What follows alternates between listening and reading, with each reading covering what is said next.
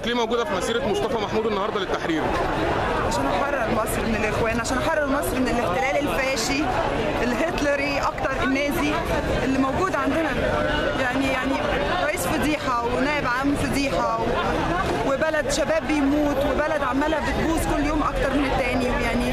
يعني اللي احنا فيه، احنا صرنا على نظام مبارك واللي احنا فيه اسوأ من مبارك بكتير. يعني ايه اسوأ حاجه عملها محمد مرسي من يوم ما بقى رئيس؟ ان هو بقى رئيس، ان هو مرسي اصلا، يعني ان هو رئيس، ان هو موجود اصلا. هو مرسي ده لا مصري ولا مسلم ولا يعرف ربنا، ده انسان مريض ومجنون وبينتقم من السجن اللي هو دخل فيه.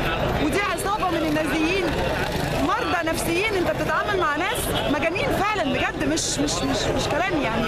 وقتله وبيحللوا ده وشايفين ان ده جهاد في سبيل الله وهيدخلوا عليه الجنه. يعني منتهى الاساءه للاسلام اكتر. يعني انا اعتقد فعلا في موضوع الماسونيه وان هم من الماسونيزم وان هم يعني لا مش ممكن يكونوا يعني ناس طبيعيين حتى. يعني تتوقع حضرتك هوس السلطه اللي عند الاخوان المسلمين هيوصل بمصر لغايه فين؟ والله اللي انا شايفاه ان مفيش مصري واحد راضي عن اللي بيحصل دلوقتي غير ناس اصحاب المصالح اللي معاهم واللي تبعهم، او ناس لازم نوصل تاني. احنا قلنا ده في الاول لانه من بدايه الكارثه، من اول دستور نعم ولا بتاع 19 مارس 2011 دي بدايه المصيبه. والمصيبه دي انا ما زلت اصر ان اعملها المجلس العسكري، والمجلس العسكري غير الجيش عشان نكون واضحين. فالخلاص مش هيكون غير بان الشعب ده ينزل ياخد حقه.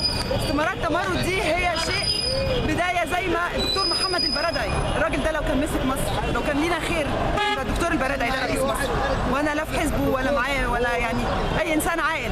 لكن للاسف احنا محتاجين ننزل القرى والنجوع للغلابه وللفلاحين والناس اللي مش فاهمه ده عميل وده مش عارفه ايه وده بيلبسوا مايوهات يعني نفس اساليب ونظام اساليب النظام السابق والحزب الوطني السابق. وبعدين دلوقتي في كلام مؤكد من خلال علاقاتي انا عارفاه، الحزب الوطني بيجمع نفسه من تاني في الصعيد، بيتحدوا مع الاخوان.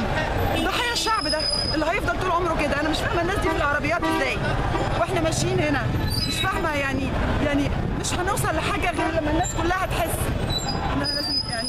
تمام. الف شكر لحضرتك، شكرا جزيلا.